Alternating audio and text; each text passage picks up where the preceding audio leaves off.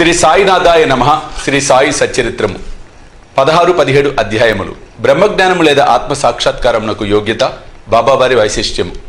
బ్రహ్మజ్ఞానం గత అధ్యాయంలో చోల్కర్ తన మొక్కునెట్లు చెల్లించెనో బాబా దానినెట్లు ఆమోదించెను చెప్పాను. ఏ కొంచెమైనను భక్తి ప్రేమలతో ఇచ్చిన దానిని ఆమోదించదనని, గర్వంతో అహంకారంతో ఇచ్చిన దానిని తిరస్కరించదనని బాబా కథలో నిరూపించెను. బాబా పూర్ణ సచ్చిదానంద స్వరూపడ గురిచే కేవలం బాహ్య తంతును లక్ష్య పెట్టేవారు కాదు. ఎవరైనా భక్తి ప్రేమలతో ఏదైనా సమర్పించినచో మిక్కిలి సంతోషంతో ఆత్రంతో దానిని పుచ్చుకునేవారు. నిజంగా సద్గురు సాయి కంటే ఉదార స్వభావులు, దయార్థ హృదయాలు ఎవరూ లేరు. కోరికలు నెరవేర్చు చింతామని కల్పతరు వారికి సమానం కావు. మనం కోరినదల్లా ఇచ్చు కామధేనువు కూడా బాబాతో సమానం కాదు. ఏలనా అవి మనం కోరినవి మాత్రమే ఇచ్చును. కానీ సద్గురువు అచింత్యము, అనుపలభ్యమైన ఆత్మ సాక్షాత్కారమును ప్రసాదించును. ఒకనొక ధనికుడు సాయిబాబా వద్దకు వచ్చి బ్రహ్మజ్ఞానమును ప్రసాదించమని బ్రతిమలాడాను. ఈ కథ ఇచ్చట చెప్పేదను. సకల ఐశ్వర్యములు అనుభవించుచున్న ధనికుడు ఒకడు ఉండెను. అతడు ఇండ్లను, ధనమును, పొలమును, తోటలను సంపాదించాను. వానికి అనేక మంది సేవకులు ఉండిరి. బాబా కీర్తి విని వాని చెవులు పడగానే షిరిడీకి పోయి బాబా పాదములపై పడి బ్రహ్మజ్ఞానమును ప్రసాదించమని బాబాను వేడుకున్నదని తన స్నేహితునితో చెప్పాను. తనకు వేరేమీ వలదని, బ్రహ్మజ్ఞానము పొందినచో తనకు మిక్కిలి సంతసము కలుగునని చెప్పాను. ఆ స్నేహితుడు ఇట్లనెను, బ్రహ్మజ్ఞానమును సంపాదించుట అంత సులభమైన పని కాదు. ముఖ్యంగా నీ వంటి పేరాశ గలవానికి అది మిగులు దుర్లభము. ధనము, భార్య, బిడ్డలతో తేలి మునుగుచున్న నీ వంటి వానికి బ్రహ్మజ్ఞానమును ఎవరిచ్చెదరు? నీవొక పైసా అయినా దానం చేయని వాడివే. నీవు బ్రహ్మజ్ఞానముకై వెదుకున్నప్పుడు నీ కోరిక నెరవేర్చు వారెవరు? తన స్నేహితుని సలహాను లక్ష్యపెట్టక రాను పోను టాంగాను బాడుగను కట్టించుకొని అతడు షిరిడీకి వచ్చాను. మసీదుకు పోయి బాబాను చూచి వారి పాదములకు సాష్టాంగ నమస్కారం చేసి ఇట్లనెను, బాబా ఇక్కడకు వచ్చిన వారికి ఆలస్యం చేయక బ్రహ్మజ్ఞానమును చూపెద్దరని విని నేనింత దూరం వచ్చి తిని ప్రయాణం చే మిక్కిలి బడలి తిని మీరు బ్రహ్మజ్ఞానం ప్రసాదించినచో నేను పడిన శ్రమకు ఫలితము లభించును. బాబా ఇట్లు చెప్పాను, నా ప్రియమైన స్నేహితుడా, ఆతురత పడవద్దు. త్వరలో నీకిప్పుడు బ్రహ్మమును చూపెదను. నాది నగదు బేరమే కాని అరువు బేరం కాదు. అనేక మంది నా వద్దకు వచ్చి ధనము, ఆరోగ్యము, పలుకుబడి, గౌరవము, ఉద్యోగము, రోగ నివారణము మొదలగు ప్రాపంచిక విషయములనే అడుగుదురు. నా వద్దకు వచ్చి బ్రహ్మజ్ఞానం ఇవ్వమని అడుగువారు చాలా తక్కువ. ప్రపంచ విషయములు కావాలనని అడుగువారికి లోటు లేనే లేదు. పారమార్థిక విషయమై యోచించువారు మిక్కిలి అరుదు. కావున నీ వంటి వారు వచ్చి బ్రహ్మజ్ఞానము కావలను అని అడుగు సమయము శుభమైనది, శ్రేయోదాయకమైనది. కనుక సంతసముతో నీకు బ్రహ్మజ్ఞానమును దానికి సంబంధించిన వాడిని అన్నింటినీ చూపెదను. ఇట్లని బాబా వానికి బ్రహ్మమును చూపుట మొదలెడెను. వాడిని అక్కడ కూర్చుండమని ఏదో సంభాషణలోకి దించెను. అప్పటికి అతడు తన ప్రశ్న తానే మరచునట్లు చేశాను. ఒక బాలును పిలిచి నందు మార్వాడి వద్దకు పోయి 5 రూపాయలు చేబదులు తెమ్మనెను. కుర్రవాడు పోయి వెంటనే తిరిగి వచ్చి నందు ఇంటి వద్ద లేడనియు వాని ఇంటికి తాళం వేసి ఉన్నదనియు చెప్పాను. కిరాణా దుకాణదారులు బాల వద్దకు పోయి అప్పు తెమ్మనెను. ఈసారి కూడా కుర్రవాడు వట్టి చేతులతో వచ్చాను. ఇంతకి 2-3 వద్దకు పోగా ఫలితం లేదు. సాయిబాబా సాక్షాత్ పరబ్రహ్మ అవతారమే అని మనకు తెలియను. అయినచో 5 రూపాయలు అప్పు చేయవలసిన అవసరమేమి? వారికి అంత చిన్న మొత్తంతో ఏమి పని అని ఎవరైనా అడగవచ్చు. వారికి ఆ డబ్బు అవసరం లేదు. నందు మరియు బాల ఇంటి వద్ద లేరని వారికి తెలిసే ఉండును. ఇదంతయు బ్రహ్మజ్ఞానం కోరి వచ్చిన వాని కొరకై జరిపించి ఉందురు. ఆ పెద్ద మనిషి వద్ద నోట్ల కట్ట ఉండెను. అతనికి నిజముగా బాబా వద్ద నుంచి బ్రహ్మజ్ఞానం కావలసి ఉన్నచో బాబా అంత ప్రయాసపడుచున్నప్పుడు ఊరికనే కూర్చుండాడు. బాబా ఆ పైకంను తిరిగి ఇచ్చివేయనని కూడా అతనికి తెలియను. అంత చిన్న మొత్తం అయినప్పటికీ వాడు తెగించి ఇవ్వలేకపోయాను. అట్టివానికి బాబా వద్ద నుండి బ్రహ్మజ్ఞానము కావాలనట. నిజముగా బాబా ఎందు భక్తి ప్రేమలు కలవాడేనను వెంటనే 5 రూపాయలు తీసి ఇచ్చి ఉండునే కానీ ప్రేక్షకుని వలె ఊరికే చూచుచూ కూర్చొని ఉండడు. ఈ పెద్ద మనిషి వైఖరి శుద్ధ విరుద్ధముగా ఉండెను. వాడు డబ్బు ఇవ్వలేదు సరికదా, బాబాను త్వరగా బ్రహ్మజ్ఞానం ఇవ్వమని తొందర పెట్టుచుండెను. అప్పుడు బాబా ఇట్లనెను, ఓ మిత్రుడా, నేను నడుపుచున్న దానిని అంతటినీ గ్రహించలేకుంటివా ఏమి?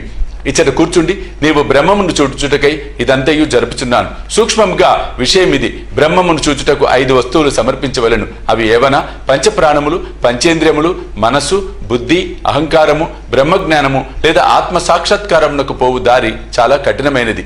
కత్తి వాద్ర వలె పిక్కిలి పదునైనది. అట్లనుచు బాబా ఈ విషయమునకు సంబంధించిన సంగతులన్నీ చెప్పాను. వానిని క్లుప్తంగా ఈ దిగువన పొందుపరిచితిమి. బ్రహ్మజ్ఞానం లేదా ఆత్మ సాక్షాత్కారమునకు యోగ్యత.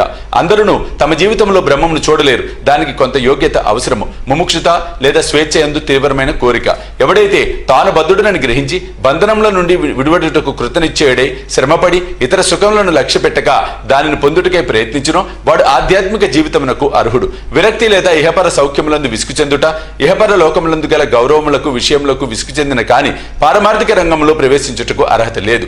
అంతర్ముఖత, మన ఇంద్రియములు బాహ్యమును చూచుటకే భగవంతుడు స్పృశించి ఉన్నాడు కనుక మనుష్యుడెప్పుడును బయట ఉన్న వాడిని చూచును. కానీ ఆత్మ సాక్షాత్కారము లేదా మోక్షమును కోరువాడు దృష్టిని లోపలకు పోనిచి లోపలనున్న ఆత్మను అనేక ధ్యానముతో చూడవలేను.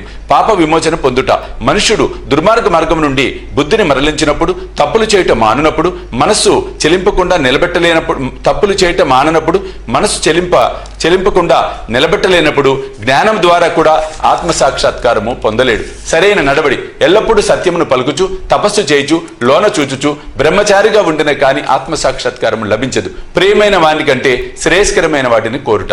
లోకంలో 2 తీరులు ఉన్నవి. ఒకటి మంచిది, రెండవది ప్రీతికరమైనది. మొదటిది వేదాంత విషయములకు సంబంధించినది, రెండవది ప్రాపంచిక విషయములకు సంబంధించినది. ఈ రెండును మానవుని చేరును.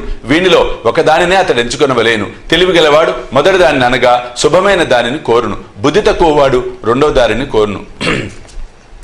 మనస్సును ఇంద్రియములను స్వాధీనముందుంచుకొనుట. శరీరము రథము, ఆత్మ దాని యజమాని, బుద్ధి ఆ రథమును నడుపు సారథి, మనసు కళ్ళెము, ఇంద్రియములు గుర్రములు, ఇంద్రియ విషయములు వాని మార్గములు. ఎవరికి గ్రహించి శక్తి లేదో, ఎవరి మనసు చంచలమైనదో, ఎవరి ఇంద్రియములు అస్వాధీనములో వాడు గమ్యస్థానమును చేరలేడు. చావు పుట్టుకల చక్రములో పడిపోవును.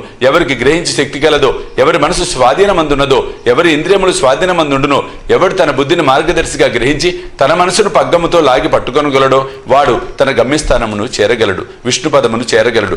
మనసును పావనము చేయుట, మానవుడు ప్రపంచంలో తన విధులను తృప్తిగా ఫలాపేక్ష లేకుండా నిర్వర్తించని ఎడల అతని మనసు పావనము కాదు. మనసు పావనము కానిది అతడు ఆత్మ సాక్షాత్కారము పొందలేడు. పావనమైన మనసులోనే వివేకము వైరాగ్యము మొలకెత్తి క్రమంగా ఆత్మ సాక్షాత్కారమునకు దారితీయును. అహంకారము రాలిపోనిదే, లోభము నశించనిదే, మనసు కోరికలను విడిచిపెట్టనిదే ఆత్మ సాక్షాత్కారమునకు అవకాశము లేదు.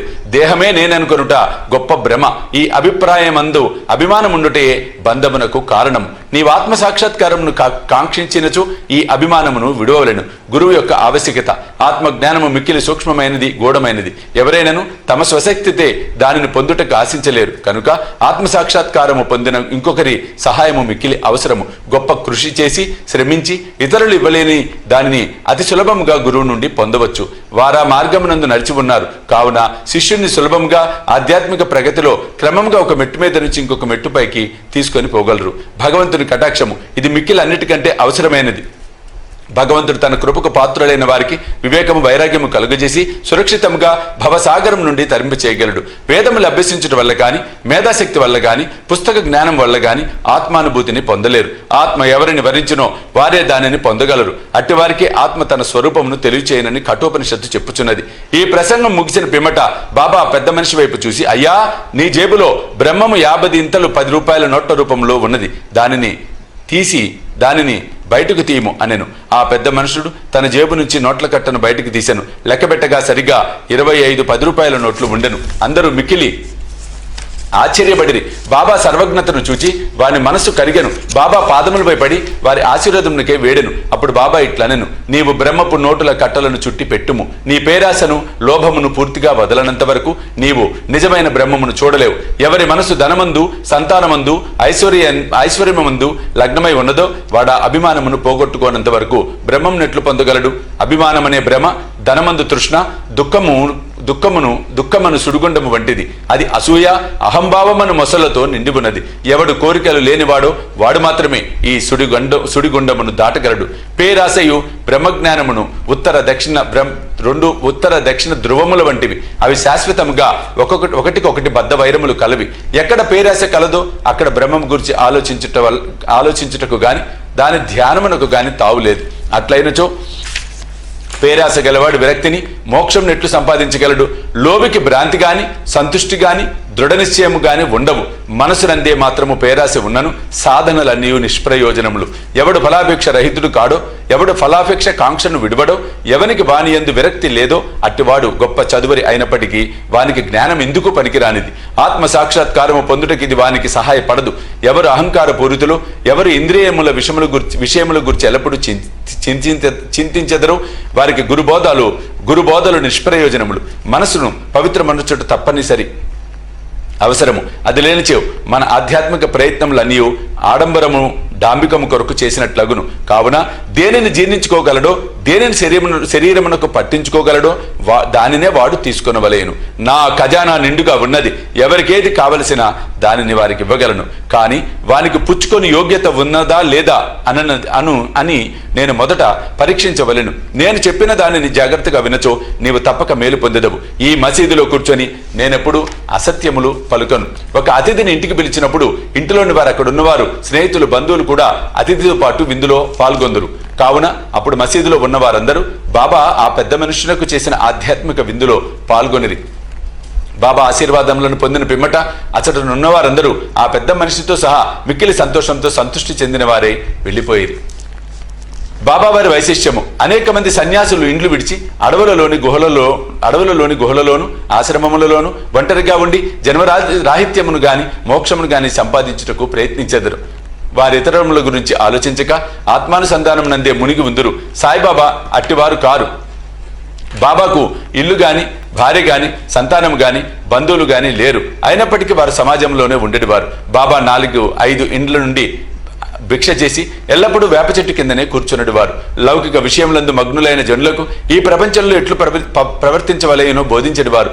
ఆత్మ సాక్షాత్కారము పొందిన పిమ్మట కూడా ప్రజల క్షేమమునకే పాటుపడు సాధువులు, యోగులు మిక్కిలి అరుదు. అట్టి వారిలో శ్రీ సాయిబాబా ప్రథమ గణ్యులు కనుక హేమాడ్ పంత్ ఇట్లు చెప్పాను: ఏ దేశమునందు సాయిబాబాను అపూర్వ అమూల్యమైన పవిత్ర రత్నము పుట్టినదో ఆ దేశము ధన్యము. ఏ కుటుంబములో వీరు పుట్టిరో అదియు ధన్యము. ఏ తల్లిదండ్రులకు వీరు పుట్టిరో వారును ధన్యులు. 16-17 అధ్యాయములు సంపూర్ణము. సద్గురు సాయినాథార్పణమస్తు. శుభం భవతు.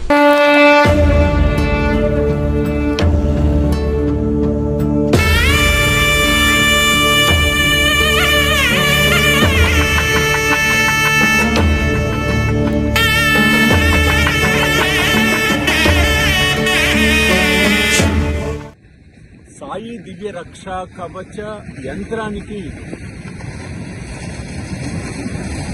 స్వర్ణ కవచం, స్వర్ణ తాపడం